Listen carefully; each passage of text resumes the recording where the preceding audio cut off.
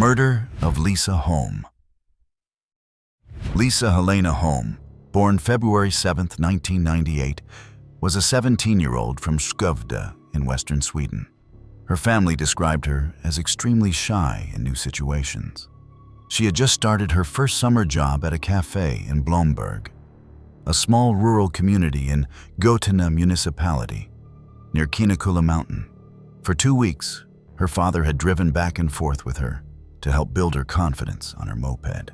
Sunday, June 7, 2015, was her first time riding home alone. At 6:23 p.m., Lisa texted her father saying she was leaving work. She never arrived home.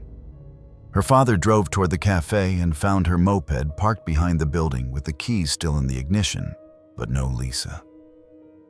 Police were notified at 9:47 p.m., launching what became one of the largest searches in missing people Sweden's history, with over 1,100 volunteers.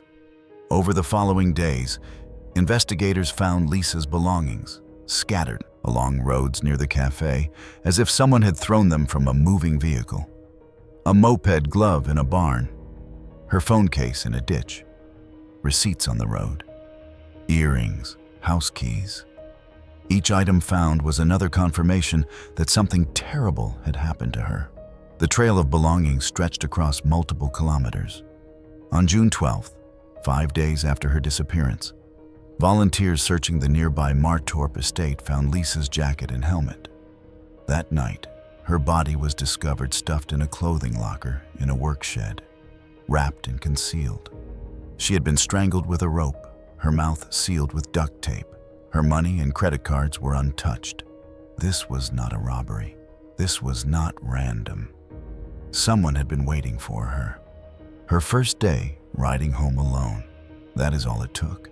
The critical breakthrough came through DNA.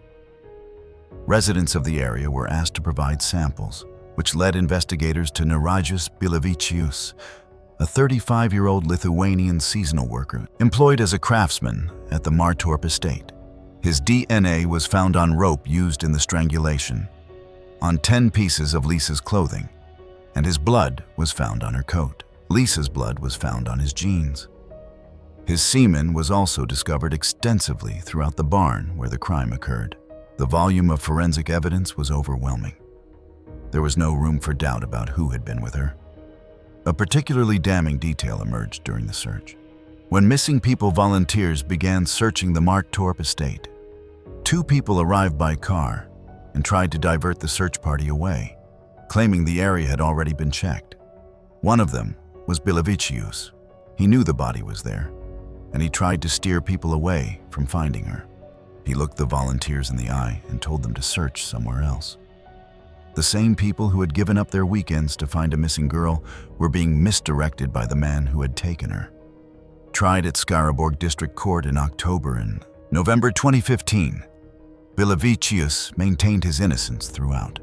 On November 17, 2015, he was found guilty and sentenced to life imprisonment, Sweden's maximum penalty, plus indefinite deportation.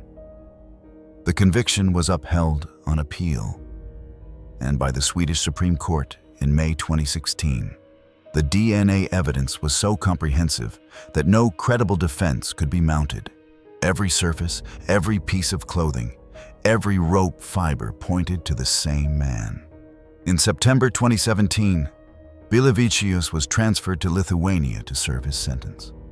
A Lithuanian court initially reduced his sentence to 15 years, but the Šiauliai Regional Court reinstated life imprisonment. On August 3, 2022, Bilavicius was stabbed to death by fellow inmate Robertas Raulinas at Mariampol Correction House. Raulinas, already serving life for a double murder, attacked him at least 8 times with an improvised weapon during yard time. The Lithuanian Supreme Court confirmed Raulinas' conviction for the killing in 2025. Lisa's family said they felt no satisfaction. Her father said the case had destroyed their lives in ways they could never fully describe. Lisa Holm's case is fully concluded.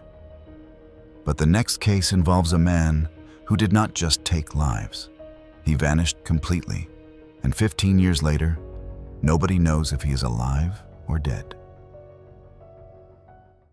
The Dupont de Ligonnès murders. Xavier Dupont de Ligonnès, born January 9, 1961, in Versailles, came from an aristocratic lineage he was extremely proud of. He married Agnès Hodanger, a devout Catholic school assistant. Together they lived at 55 Boulevard Robert Schumann in Nantes with 4 children: Arthur, 20, Thomas, 18, Anne, 16, and Benoit, 13. From the outside, they appeared an ideal upper-middle-class Catholic family. Behind the facade, Xavier was drowning. His businesses consistently failed.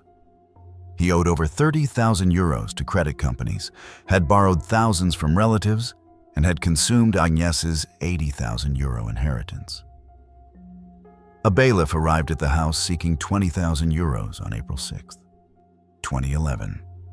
Approximately a year before what happened, Xavier wrote to friends warning he was contemplating ending things, alone or collectively.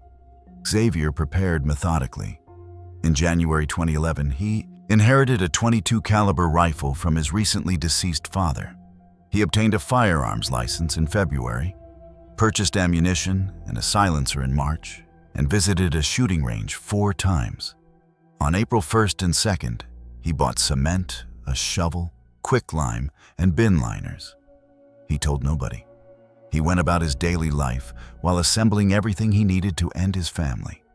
Investigators believe Agnès, Arthur, Anne, and Benoit were killed on the night of April 3rd through 4th, 2011.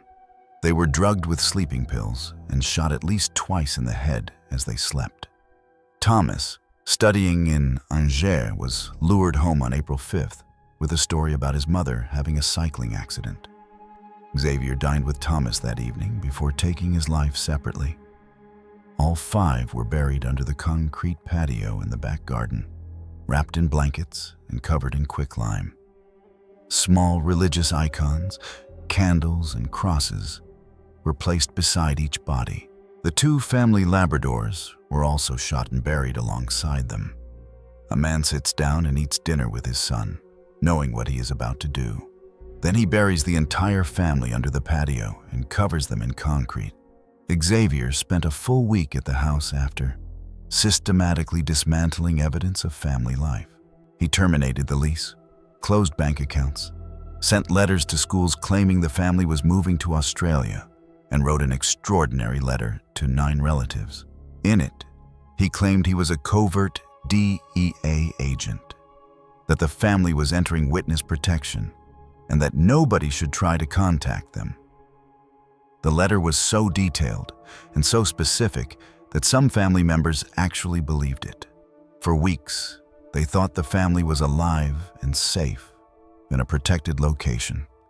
By the time anyone realized the truth, Xavier had already had a week-long head start. He could have been anywhere in the world. On April 21st, police discovered the remains under the patio. Xavier had already vanished. His last confirmed sighting was April 15th, 2011, at a budget hotel in Roquebrune-sur-Argens, near Saint-Tropez, withdrawing 30 euros from a cash machine. His car was found in the hotel car park, with his phone and some personal items left inside. He walked away with a backpack into the French countryside and has not been definitively seen since. He left behind everything that could be tracked. No credit card activity, no phone signal, nothing. He simply ceased to exist. Over 1,750 reported sightings have been investigated across 15 years, all dead ends. In October 2019, a man was arrested at Glasgow Airport after fingerprints initially appeared to match. DNA testing proved him to be an innocent Portuguese-French retiree. In February 2026, a former investigator published a book arguing Xavier escaped to the United States. On March 25, 2026, the Brewster County Sheriff's Office in South Texas posted a public appeal, noting Xavier reportedly claimed it was one of his favorite places and was possibly observed in 2020 with a black Labrador. Xavier Dupont de Ligonnès remains wanted under an active Interpol Blue notice. No body has ever been found. As of April 2026, there is no confirmed sighting in 15 years. But the next case unfolded in a small Italian town where everyone knew everyone, and the truth turned out to be hiding inside the family. Murder of Sarah Scazzi. Sarah Scazzi, born April 4th, 1995, was a 15-year-old living in the small Pulian town of Avetrana with her mother Concetta. She dreamed of returning to Milan, where her father and brother lived. Sarah was close to her older cousin, Sabrina Misseri, 22, whom she regarded almost as a sister. The morning she disappeared, Sarah wrote in her diary about an argument with Sabrina over Ivano Russo, a 27-year-old cook. At least he, unlike her, is gentle to me. Those words, written by a 15-year-old girl in her private diary, became central to understanding why she was killed. On August 26, 2010, Sarah left home around 2 p.m. to walk to Sabrina's house to go to the beach. She never arrived. According to the court's final ruling, Sarah was strangled with a belt by Sabrina and her mother Cosima Serrano working together. The Supreme Court determined the strangulation could not have been the work of a single individual because the body showed no signs of struggle, indicating one person restrained her while the other strangled. Sarah's uncle, Michel Misseri, then hid the body in a water well in the countryside. After a massive 42-day search, Michel confessed during a 9-hour interrogation on October 6, 2010, leading police to the body. That same evening, Sarah's mother, Concetta, was appearing on Rai 3's popular missing persons show, Chi l'ha visto. The presenter received breaking news of the body's discovery live on air and informed the stunned mother through her earpiece before approximately 3.5 million viewers. A mother learning her daughter is dead. Live on national television while 3.5 million people watch her face collapse. It became one of the most criticized moments in Italian television history and sparked a national debate about media ethics that continues to this day. The footage was replayed thousands of times. Concetta's reaction became one of the most viewed clips in Italian broadcasting history. Can you imagine finding out something like that with millions of people watching your face? Michel initially confessed to killing Sarah himself during an attempted assault, but the autopsy found no evidence supporting that claim whatsoever. His confession did not match the physical evidence at all. Investigators did not believe him, but he kept insisting. He then implicated Sabrina, changed his story at least 7 times, and ultimately maintained he acted alone. Phone records became the key evidence. Cell tower data placed Cosima's mobile phone in the garage at the exact time she claimed to be somewhere else entirely. She said she was not home. Her phone said otherwise. That contradiction led to her arrest in May 2011. The prosecution's theory centered on jealousy over Ivano Russo. Sabrina was in love with Ivano, and Sarah had told friends about a private encounter between Sabrina and Ivano that Sabrina wanted kept secret. In the prosecution's view, Sabrina could not forgive Sarah for spreading that information. A 15-year-old girl was killed because she talked about something she was not supposed to talk about. That was the theory that sent 2 women to prison for life. The Supreme Court of Cassation issued its final ruling on February 21, 2017. Sabrina Misseri and Cosima Serrano received life imprisonment. Michele Misseri received 8 years for concealment of the body. The man who says he did it received 8 years. The 2 women who say they did not receive life. Michele was released from prison on February 11, 2024 for good behavior and returned to live in the family home. He continues publicly claiming sole responsibility. It was me. I killed her. Sabrina and Cosima remain in Toronto prison, sharing a cell, maintaining innocence. Their defense team is pursuing a trial revision, seeking to exhume Sarah's body to test her fingernails for DNA. Analysis never conducted during the original investigation. In November 2024, The European Court of Human Rights declared their appeal inadmissible, but the next case sat unsolved for nearly a quarter century until DNA technology finally caught up with the evidence. Murder of Helena Giubani. Helena Giubani I Laurente, born February 27, 1974, was a 27-year-old librarian and journalist living alone in the Creu Alta neighborhood of Sabadell, near Barcelona. She worked in the children's section of the Sentmenat Library, where colleagues described her as warm, curious, and dedicated. She had recently joined the local hiking association Unió Excursionista de Sabadell, known as UES, to build a social circle after moving to the area. She was trying to make friends. She was trying to build a life in a new city. Instead, she walked into a group that included the person who would take her life. In September and October 2001, someone began stalking Helena. Anonymous gifts appeared at her doorstep.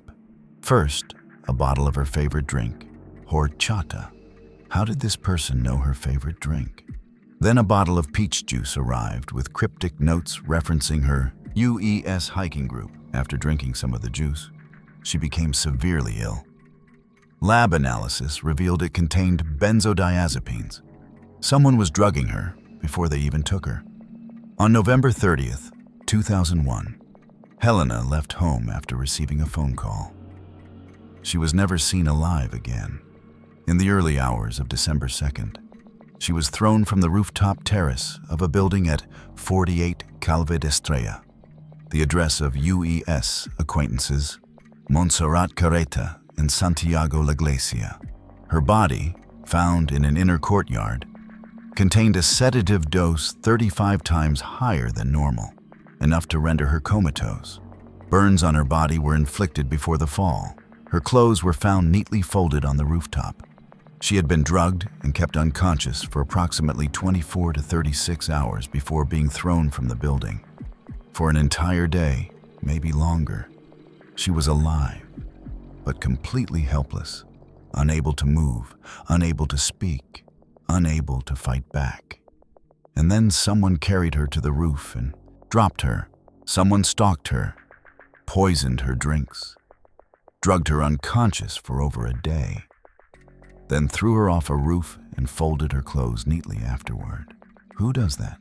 The original investigation was plagued by irregularities, no fingerprints taken from key locations, delayed searches, conflicts between police and the judge. Montserrat Carreta was arrested in February 2002. Sleeping medication matching the drugs used was found in her apartment. But on May 7, 2002, Carreta was found dead in her prison cell, leaving a note: "I am innocent because I have not caused the death of Helena." Her death eliminated the primary suspect and the primary witness in a single moment. With Carreta gone, the investigation lost its only defendant. The case was provisionally dismissed in 2005.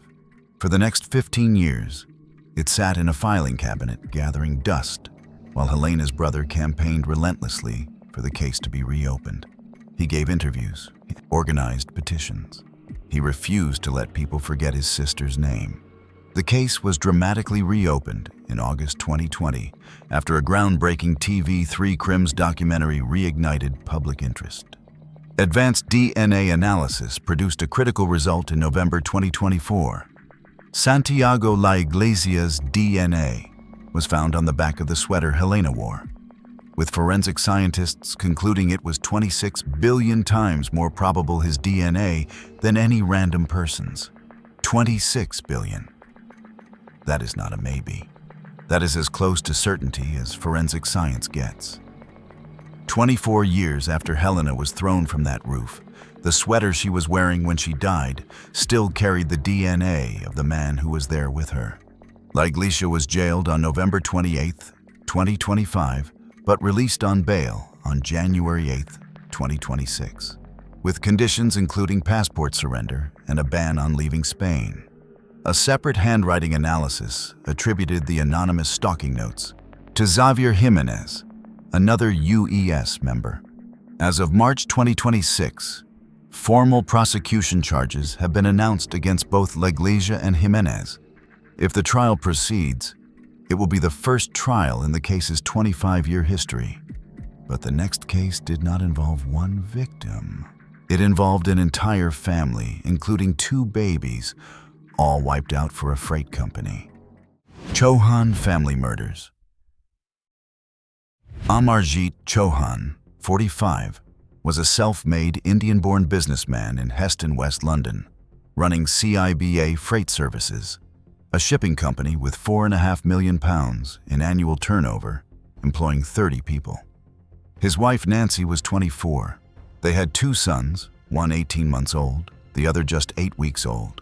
They lived modestly, despite Amarjit's wealth. Nancy's mother, Charanjit Kaur, 51, a Sikh schoolteacher from Punjab, was visiting from India to help with the new baby. She had traveled thousands of miles to hold her grandson. She had been in England for just a few weeks. In February 2003, Kenneth Regan, a career criminal and convicted drug dealer who had worked as a driver for Chauhan, lured Amarjit to a meeting near Stonehenge. There, Regan and accomplices William Hornsey and Peter Rees overpowered Chauhan, drugged him with GHB, and held him captive at Regan's father's house in Salisbury.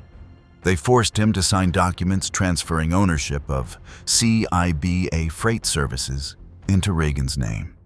They made him record a voice message assuring Nancy he was safe, that he was traveling for business, that everything was fine. The plan was simple: take the business, eliminate the family, forge the documents, walk away as the new owner of a company worth £4.5 million a year.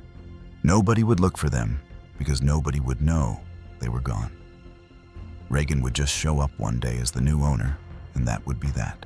In a remarkable act of foresight, Amarjit found a bank letter addressed to Regan at the house and hid it inside his sock. He knew he was going to die, and he left a clue inside his shoe so investigators would know who did it. On February 15, 2003, while Rees guarded Amarjit, Regan and Hornsey traveled to London and killed all 4 remaining family members.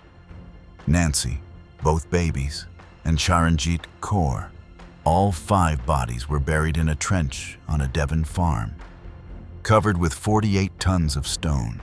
When the investigation intensified, the killers exhumed all 5 bodies at Easter and dumped them in the English Channel. 5 people, including 2 babies, buried under 48 tons of rock, then dug up and thrown into the sea, all for a freight company. But the English Channel does not keep secrets forever. Just 2 days later, Amarjit's body washed up near Bournemouth Pier.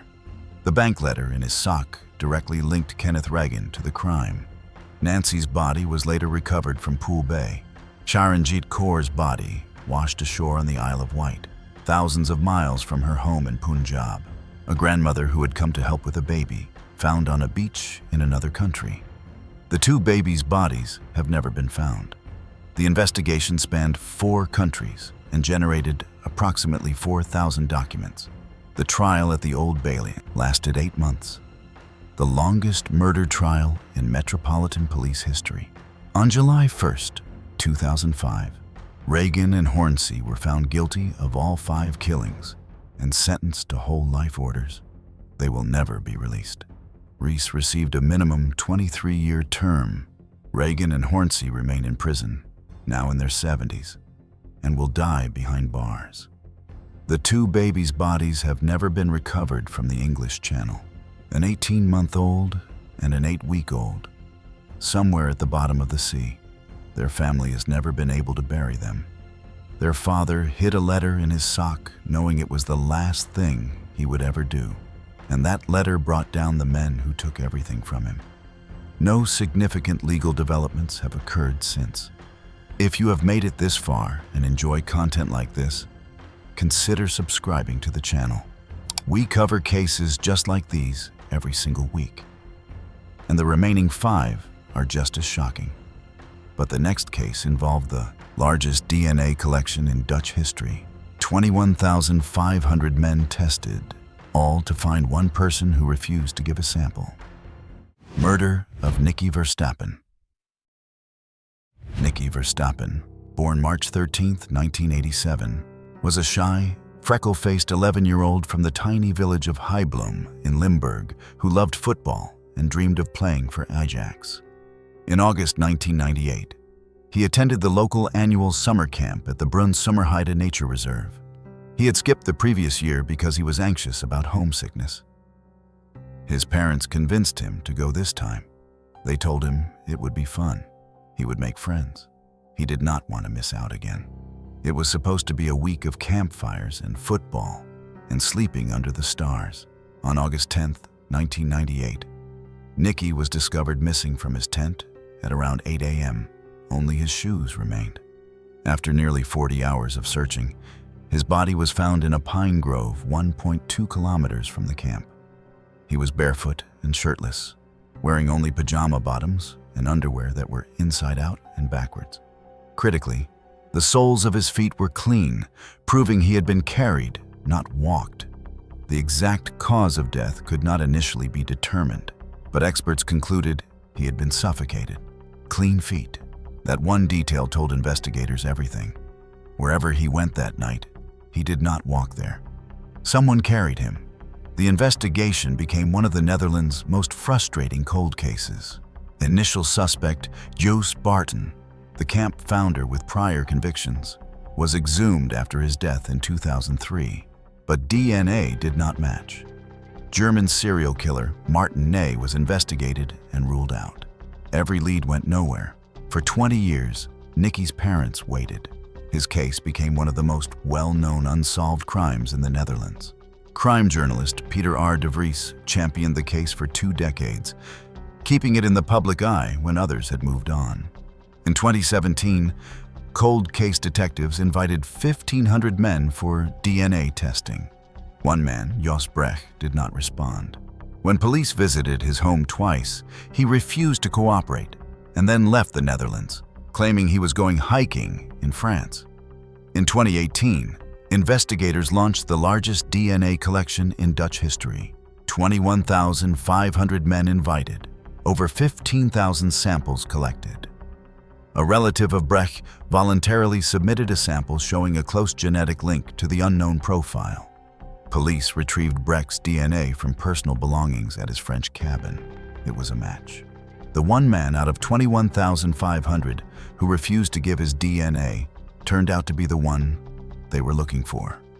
Out of 15,000 men who voluntarily submitted samples, not one of them was a match.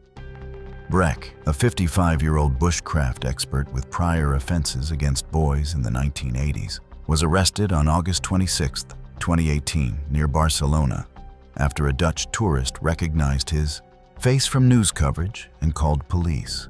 He had been hiding in the wilderness for weeks, living off the land, using the bushcraft skills he had spent his life perfecting. But he could not outrun his own photograph.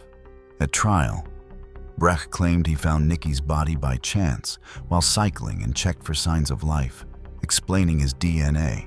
Prosecution showed 27 DNA traces on Nicky's body and clothing, demonstrated it was physically impossible for Brecht to have seen the body from where he claimed, and presented his 1980s offenses showing identical patterns of behavior. The jury did not believe his explanation. Nobody did. His story had too many holes. The science was too clear. 27 traces of DNA on a dead boy's body cannot be explained by a casual encounter with a stranger on a bicycle path.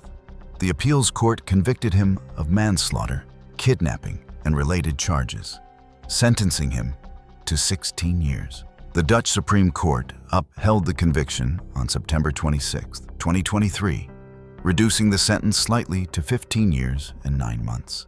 Brecht's earliest possible release is around late 2032, but the next case is one of the strangest on this list, because the evidence suggests someone may still be out there, planting clues on beaches years after a family vanished at sea.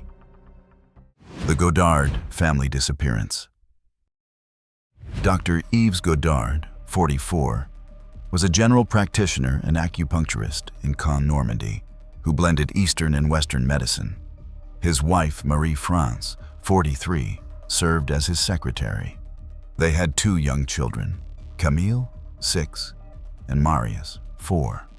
2 children who, if the prevailing theory is correct, spent their final days sailing along the Brittany coast with their father, eating waffles and watching the waves, not knowing their mother was dead and that they would never see land again.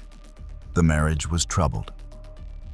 Marie-France documented her frustrations in her diary, writing about arguments, financial stress, and growing unhappiness. Friends later said the couple had been drifting apart for years, but nobody expected this. Nobody imagined that a family doctor, a man who spent his days healing people, was capable of what the evidence suggests he did.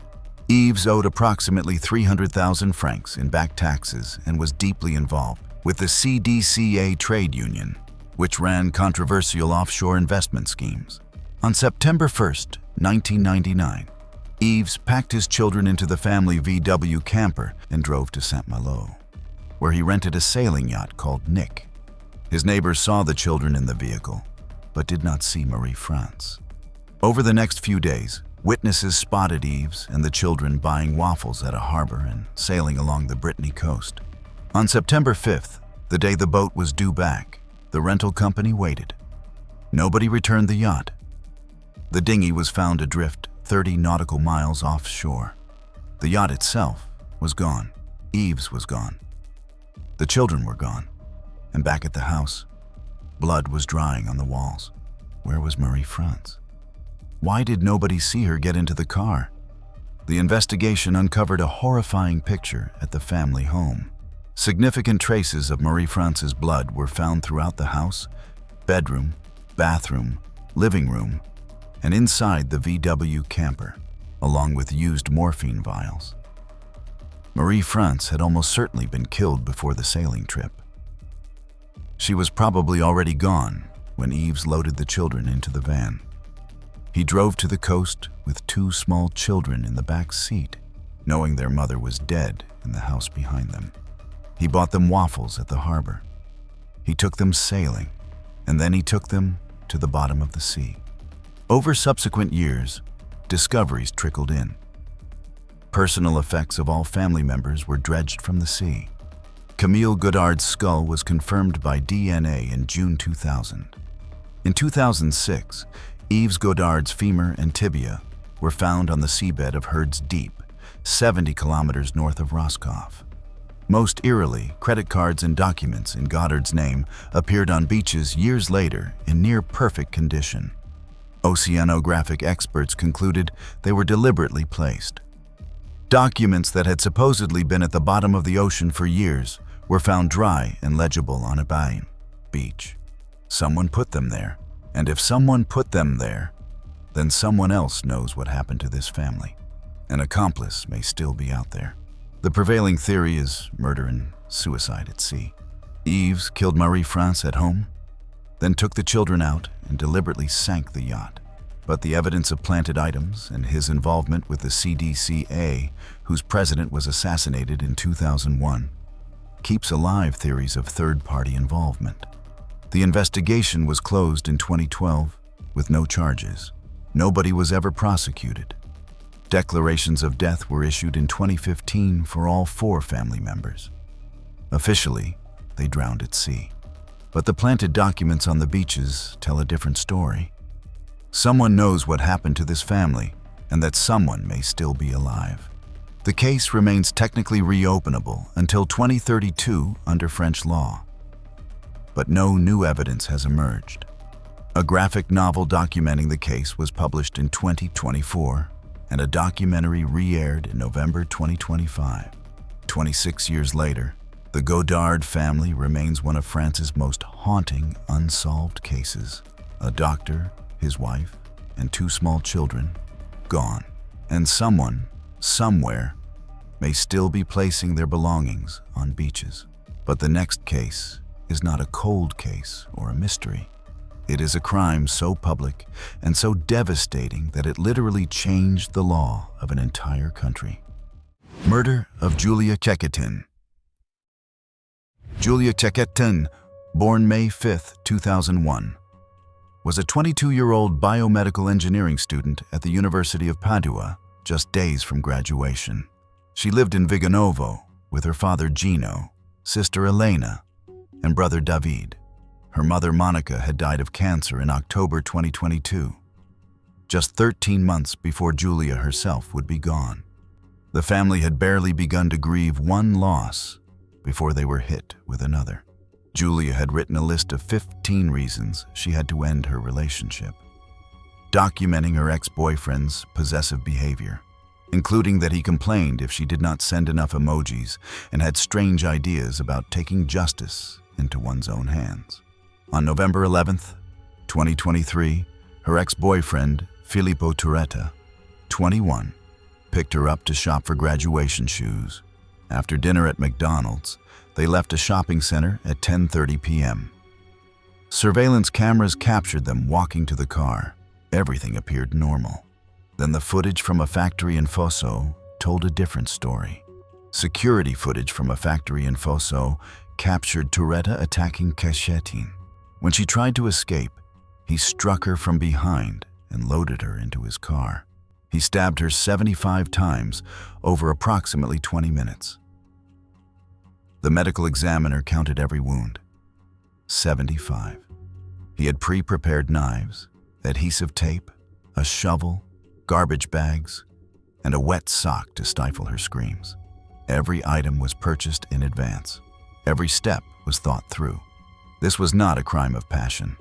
This was a young man who sat down and wrote a checklist for ending the life of a woman who had simply decided she no longer wanted to be with him. 75 times. He had written a to-do list days before. This was not a moment of rage. This was planned. Turetta drove north and abandoned her body near a lake in Barcis in a wooded ravine. He then fled to Germany, where he was arrested on November 18th after his car ran out of fuel near Leipzig. His first words to German officers, "I am Filippo Turetta. I killed my girlfriend." He said it plainly.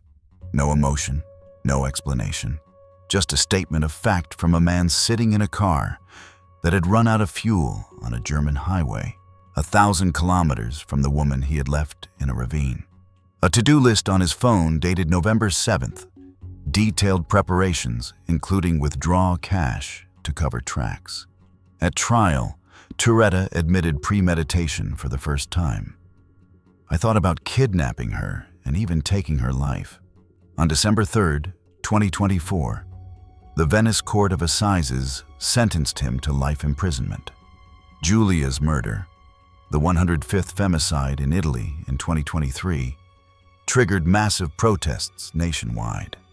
Her sister Elena's letter, read at a national rally and reprinted in every major newspaper, called Turetta not a monster, but rather the healthy son of the patriarchy. She said he was not an anomaly. He was a product of a culture that teaches men they are entitled to the women they love. That letter became the defining statement of a generation of Italian women who were tired of being afraid. Father Gino Cecchettin, who had already lost his wife to cancer just a year earlier, now buried his daughter. He founded the Giulia Cecchettin Foundation and became Italy's most prominent anti-violence campaigner. A man who lost everything refused to let that loss be meaningless. In October 2025, Turetta renounced his appeal in a handwritten letter expressing sincere remorse, making his life sentence final. On November 25, 2025, Italy's parliament unanimously approved a new law officially recognizing femicide as a distinct crime punishable by life imprisonment, directly catalyzed by Giulia's case. One young woman's death, just days before she was supposed to graduate with a degree in biomedical engineering, changed the criminal code of an entire nation. Italy joined Cyprus, Malta, and Croatia as EU states with femicide in their criminal codes. Giulia never got to walk across that graduation stage, but her name is now written into Italian law forever. But the next case remains one of the most baffling unsolved cases in European history. An execution-style attack in a remote forest that investigators still cannot explain. The 2012 Alps killings. On September 5th, 2012, at a remote forest car park near Cheveline, Haute-Savoie, 4 people were shot dead. Saad al-Hili, 50, an Iraqi-born British engineer from Claygate, Surrey. His wife Iqbal, 47, a dentist. Her mother, Suhaila al-Alaf, 74, a Swedish passport holder. And Sylvain Mollier, 45, a French cyclist who happened to be at the scene. 2 daughters survived. Zainab, 7, who was shot in the shoulder and struck in the head. And Zina, 4, who hid under her deceased mother's body for 8 hours before being discovered by investigators. The killer fired 21 shots in 60 to 90 seconds, reloading an 8-round magazine twice. All 3 adults in the car were shot at least twice in the head at close range. Mollier received 5 bullets, more than anyone else. He was shot first and shot last. The weapon was a Swiss-manufactured Luger P06/29 semi-automatic pistol, made in 1935, part of a production run of only 940 pistols. It has never been recovered. The shooting technique was later identified as precision close-range plunging fire, taught only to elite military and intelligence personnel. 21 shots in 60 seconds. A 90-year-old pistol from a production run of 940, and the skill of someone trained to do exactly this. Who was this person? And how did they get their hands on a weapon that is nearly a century old, from a production run so small that every single one should be traceable? French gendarmerie and British police formed a rare joint investigation team under Eurojust, one of the most significant cross-border collaborations in modern European policing. Hundreds of investigators from both countries worked the case. They had shell casings. They had DNA. They had the rarest weapon imaginable. And they had nothing that pointed to a suspect. Every major lead proved fruitless. Saad's brother Zaid was arrested over an inheritance dispute worth hundreds of thousands of pounds, but released when the evidence proved insufficient. The inheritance theory consumed years of investigation before being abandoned. Local suspect Eric Devoisseau, a weapons-collecting former municipal policeman, was arrested in 2014, but cleared when his DNA did not match samples from the scene. A mystery motorcyclist spotted near the car park turned out to be a completely innocent passerby. Ex-Foreign Legion soldier Patrice Menegaldo, investigated for possible connections, took his own life in June 2014 before he could be fully questioned. Local suspect Eric Devoisseau, a weapons-collecting former municipal policeman, was arrested in 2014 but cleared when his DNA did not match. A mystery motorcyclist turned out to be an innocent passerby. Ex-Foreign Legion soldier Patrice Menegaldo, investigated for possible links, took his own life in June 2014. Every thread led to a dead end. Over 13 years, investigators from 2 countries have spent tens of thousands of hours on this case. They have the weapon type, the ammunition, the shooting technique, and DNA from the scene. They have everything except a name. The case was transferred to France's National Cold Case Unit in Nanterre in September 2022, following an October 2024 crime scene reconstruction at a military facility. Investigators now believe the killer was likely a former Special Forces soldier, possibly Swiss, who acted alone. Contract killing has been completely ruled out. Investigators believe none of the victims were specifically targeted. They were simply in the wrong place at the wrong time. New DNA analysis was ordered in May 2024. A Danish man whose cell phone records place him near both the 2012 crime scene and a strikingly similar 2011 killing of a Belgian man 100 miles away is under investigation. The case remains officially unsolved and open after more than 13 years. It is one of the most baffling, unsolved crimes in modern European history. The weapon, the technique, and the complete absence of motive suggest a killer who was trained, disciplined, and may never be found. A TV series executive produced by Benedict Cumberbatch was announced in May 2025, with filming planned for early 2026. But the final case on our list struck Ireland in a way the country had never experienced before, and it happened in broad daylight on a quiet canal path. Murder of Aisling Murphy. The 10th and final case on our list is the murder of Aisling Murphy. Aisling Murphy, born July 6, 1998, was a 23-year-old primary school teacher at Douro National School in County Offaly and an extraordinarily talented fiddle player. She performed with the National Orchestra of Comhaltas Seoltoiri Éireann and had composed her own music at age 13. She played camogie, spoke fluent Irish, and was planning to marry her partner of 5 years, Ryan Casey.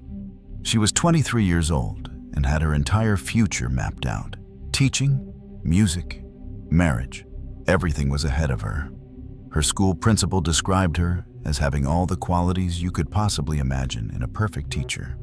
On January 12, 2022, Aisling left work at 2:30 p.m. and drove to a canal towpath near Tullamore for a walk.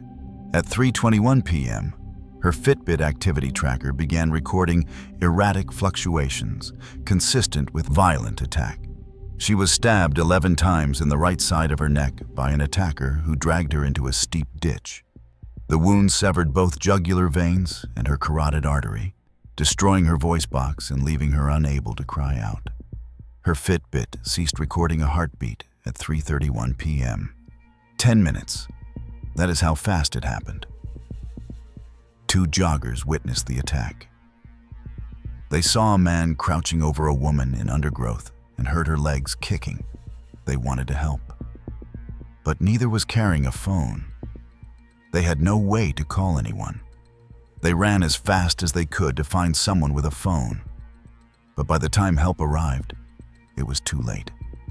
The next day, Josef Puska, 31, a Slovak national living in nearby Mucklaw with his wife and 5 children, was taken to a Dublin hospital after claiming he had been injured in an unrelated incident.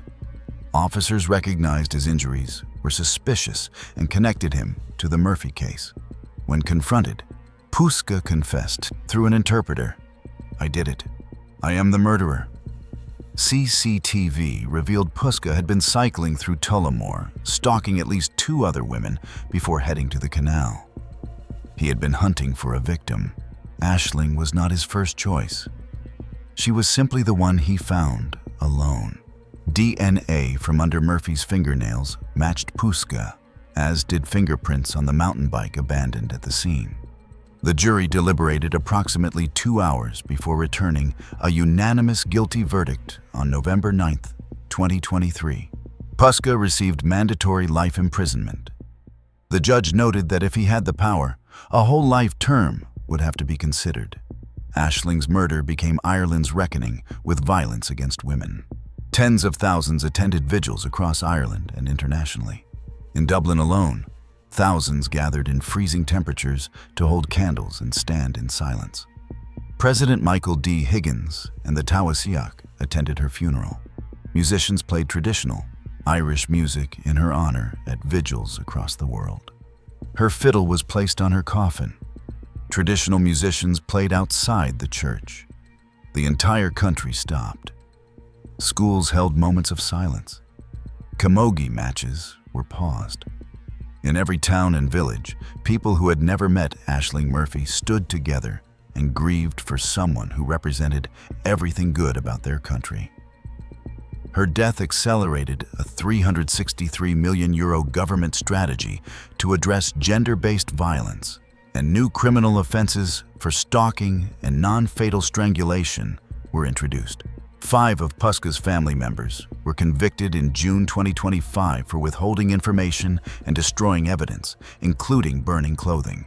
They knew what he had done, and they tried to help him cover it up. Puska's appeal against his conviction is scheduled for late April 2026. No motive was ever established. Puska did not know Aisling Murphy. He had never met her. He had no connection to her life. She was a stranger walking along a canal on a Wednesday afternoon, and he decided to take her life. As the judge stated, "The one thing we do not know about this case is the why." And perhaps that is the most terrifying part. There is no why. There is only the fact that a 23-year-old teacher who played the fiddle and loved her students went for a walk and never came home. This was all from our side today. Thanks for watching. Click here to check out another video.